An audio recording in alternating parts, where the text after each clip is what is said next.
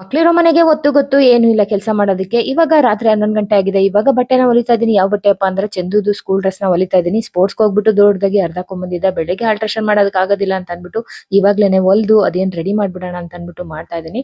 ನಾಳೆ ಬೆಳಿಗ್ಗೆಗೆ Christmas cake ಮಾಡೋಣ ಅಂತ ಇವಾಗ್ಲೇ ಪ್ರಿಪರೇಷನ್ ಕೂಡ ಮಾಡಿ ಇಟ್ಕೊಳ್ತಾ ಇದೀನಿ. ನಾಳೆಗೆ ಬಿಸಿಬೇಳೆ ಬಾತ್ ಮಾಡ್ಬೇಕು. ಅದಕ್ಕೂ ಕೂಡ ತರಕಾರಿನೆಲ್ಲ ಕಟ್ ಮಾಡಿ ಅದ್ರ ನೀರಿನಲ್ಲಿ ನೆನೆ ಹಾಕಿ ಇಟ್ಬಿಡೋಣ. ಬೆಳಿಗ್ಗೆ ಕಟ್ ಮಾಡ್ಕೊಂಡು ಮಾಡ್ಕೊಳ್ಳೋಣ ಅಂತ ಅಂದ್ಬಿಟ್ಟು ಮಾಡ್ತಾ ಇದೀನಿ. ಬೆಳಿಗ್ಗೆ ಇವತ್ತು ಆಫೀಸ್‌ಗೆ ಹೋಗಿದ್ದೆ ಕೆಲಸ ಇತ್ತು ಅಂತ ಅಂದ್ಬಿಟ್ಟು ಅದ್ ಯಾಕೋ ಗೊತ್ತಿಲ್ಲ ಚೆಕ್ ಬರಿಯಕ್ ಹೋಗ್ಬಿಟ್ಟು ಸ್ವಲ್ಪ ಮಿಸ್ಟೇಕ್ ಆಗೋಯ್ತು. ಡಿ ಬರಿಯಕ್ ಹೋಗ್ಬಿಟ್ಟು ಬಿ ಬರ್ದ್ಬಿಟ್ಟಿದ್ದೆ.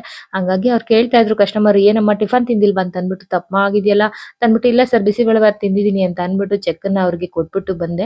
ಈ ಡಾಗಿ ಸಾಕೋರ್ದು ಒಂದೊಂದ್ ತರ ಅಂತ ಹೇಳ್ಬೋದು.